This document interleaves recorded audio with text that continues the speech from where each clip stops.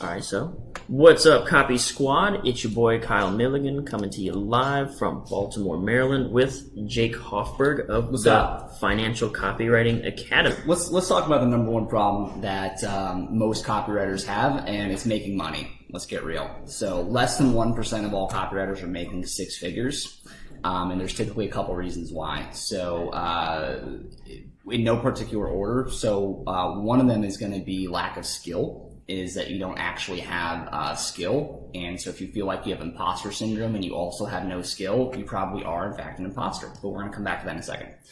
The second, oftentimes, is just pricing. It's you're not charging enough.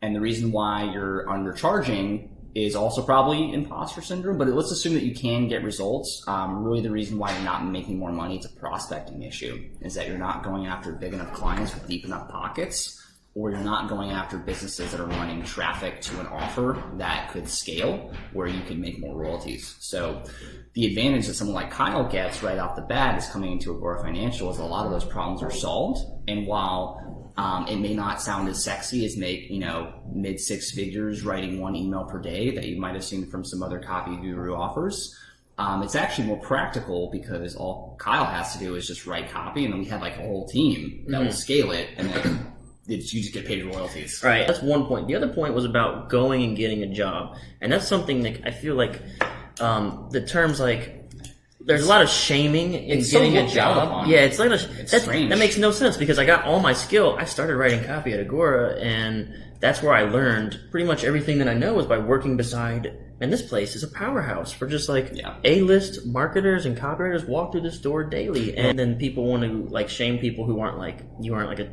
thoroughbred entrepreneur and making it and all that stuff, or you quit your job and then you just try to. I don't encourage that at all. I don't think that's safer.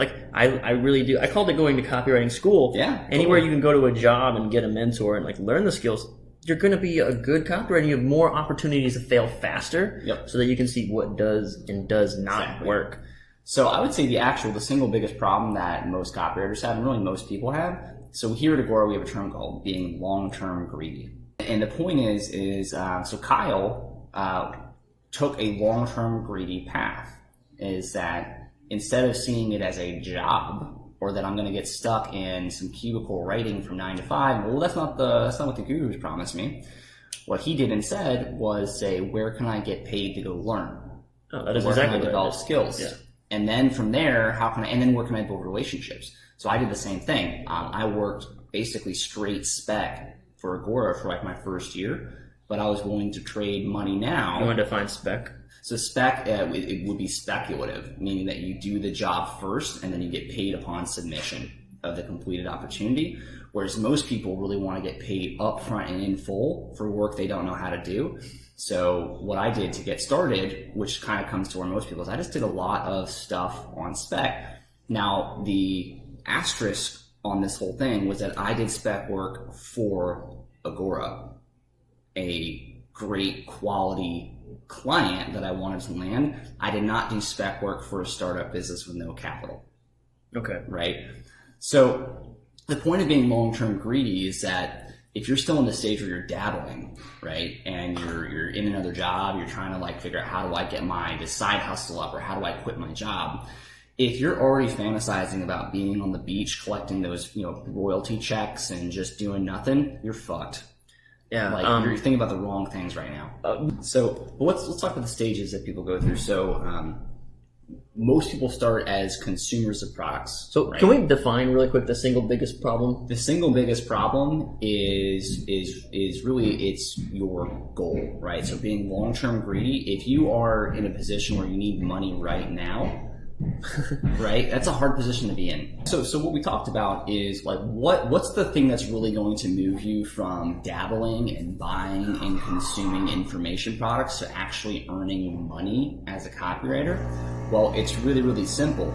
It's you need to make offers to people so that they pay you money to write copy for them. I think that's it.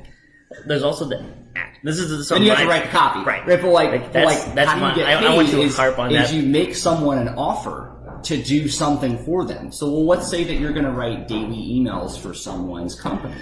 Well, it'd probably be a good idea for you to write an email a day for 30 straight days before you go out and sell 30 days of email. Yeah. You probably want to make sure you can deliver the job. And so if you feel like an imposter, part of it is because you are an imposter. You don't know what you're doing. But like, if you don't feel comfortable selling a product or service, it's probably because you've never done it before. So the first step is wanting to do it, and do it for free. For anyone that will let you. And then you develop a track record.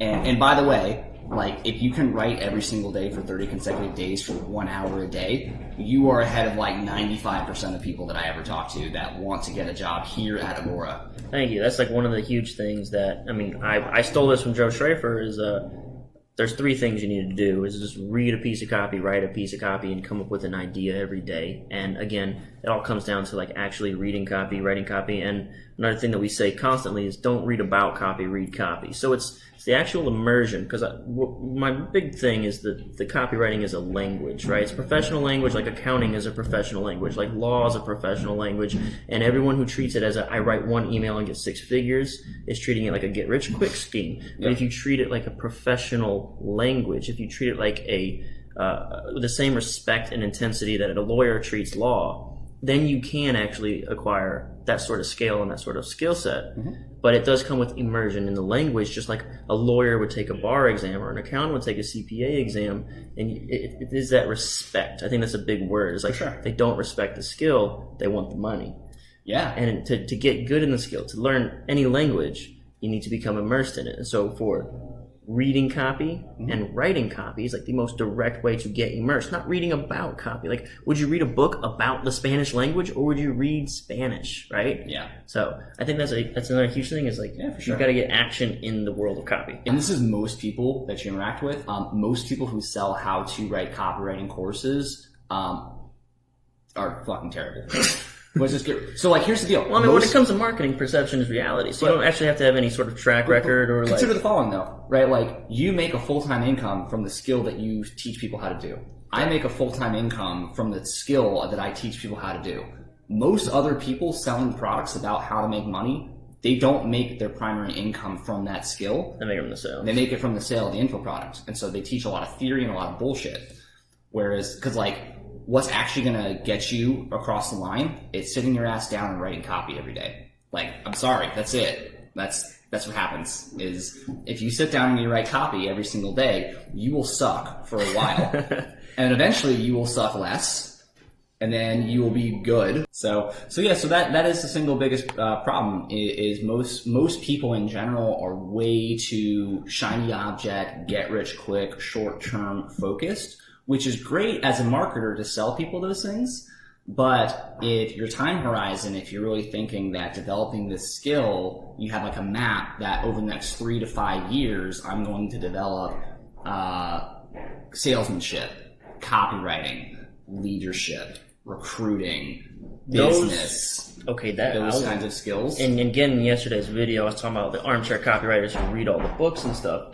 Those are the books that I think are something you should be reading. Don't be reading about how to write copy. Read about sales techniques, psychology, influence. Yeah. I think those are actually business. How does a business work? Yes. Because if you don't understand how a business makes money, right, it's going to be very difficult for you to talk to a business owner about how you're going to help them make more money with what you do. Talk about imposter syndrome. Whenever the business owner asks you like a question and uses like some sort of shorthand like CTR or something, instead of saying click-through rate or CPA for cost per acquisition or something, then you look like a deer in headlights.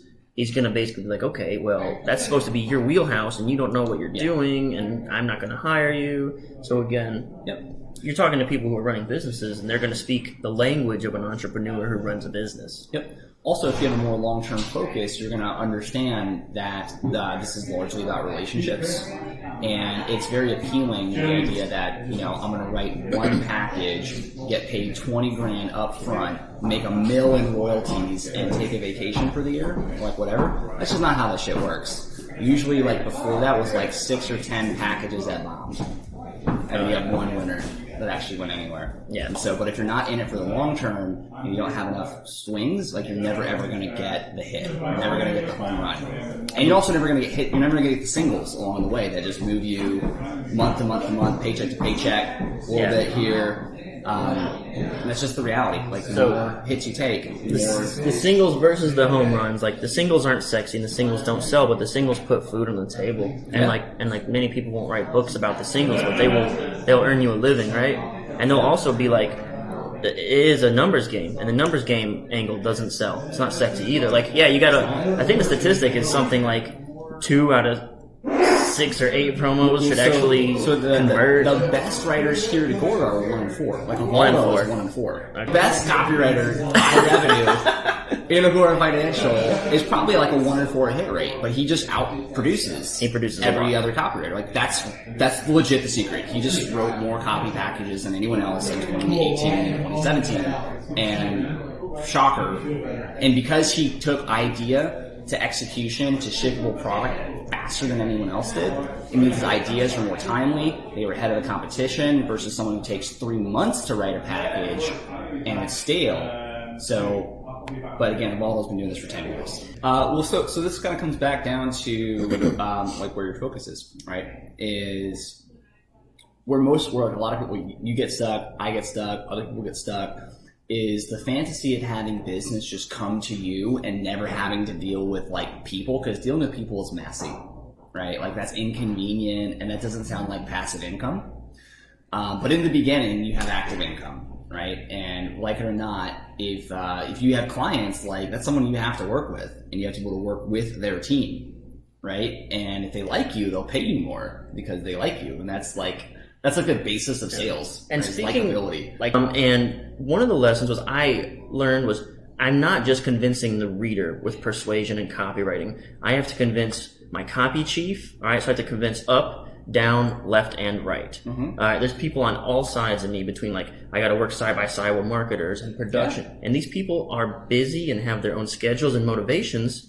And you have to always be convincing them. It's your job. Just do it. That never that's not effective. Yeah, like this is what you get paid to do, so do it. Like being a professional persuader. That's why copywriting is a skill set that is totally transferable across every avenue of life. When you learn that you can't tell someone that they're wrong or that nothing is their fault. Like when you learn these basic life lessons, your life will get easier. Not just that here's one of the things I was talking about with someone today is like, it's not just that I can't tell you that it's not your fault or I can't tell you that you're wrong. I have to understand the words to say if you are in fact wrong. Like I need those tools in my belt so that when you are wrong, I know the correct way to try and fix this situation without coming out and saying, you dumb boy, you don't know what you're talking about, right? Although very tempting. Yeah. Yeah, like that's why the hero stories always say, I was there, I did what you did, I tried all the products, I tried all the courses, I did this and that. Because imagine if your hero story went something like, oh, you bought all those courses? That was stupid. Yeah. You should buy mine now. Right. So that was definitely one of the harder lessons is that you're constantly, your persuasion isn't just like you the reader. Persuasion is you to the folks above you laterally, and even if you move up in ranks, the folks below. Fun. But like the point is though is that people have real fear asking other people for money. Almost if we really connect the dots to the end here, is you're like arguably it's being uncomfortable asking for help and then asking for money.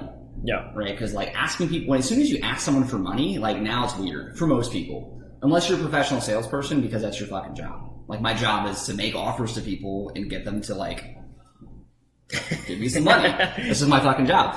And if you're going to be a professional copywriter, that's your job too. And you just got to get over the fact that you're going to have to sell. What you do is sell. What you do is make offers, and relationships are no different. Getting clients is no different. Getting people to trust you, because at some point there's always that leap of faith where you kind of just have to like sell someone and collect some cash, and then now you got to deliver it, and that's like, I don't know, man. That's where greatness comes in, is zero options mentality. Because as soon as someone's paid you to do something and perform a professional service, like you got to do it now. There's no turning back. Yeah, because refunds are not good. I think leap of faith, like for people who are afraid to ask. Eventually, like you have to. And so this comes back to another big problem, right? Is fear of failure, fear of rejection. And most of what we do is failure. Most of what we try does not work. And if you're having problems getting clients, chances are is that your biggest fear is actually getting rejected and having someone tell you no, because you ask them for money, which you're already uncomfortable doing, and you feel weird, and you don't want to be salesy, and but I'm not a salesman. It's like, yes, you fucking are. You're a salesman. Just get over it. Yeah. Call it persuader if it makes you feel better. But this is where a lot of these problems come up is you're just not comfortable asking for what you want. And now we have several problems, but again, at the top of the arc, if you were thinking long-term, right? If you were thinking a long-term vision for what your life looks like, and this is just step one of many, you'll do it. Or at least it'll have context. You'll be like, all right, I'm going to be bad at this for 6 months. Accept being bad. Accept being bad. What I'm saying is be cool with just being a nobody. You don't have to be flashy. You don't have to have a Lamborghini or be at the beach. You have to be cool being a nobody and just, Gary Vee says, eat shit. Just work hard and be bad at something until you're good. And every time you move up a level, there's a new challenge that's outside of your current skill set. So get used to this feeling of oh shit, I don't know if I can do this, and it makes me uncomfortable. Think about the copy, right? The best copy is the ones that make you I don't know if I can fulfill on this promise. This is a really, really big promise. Those are the best ones. When you're scared, the point is, get the fuck to work.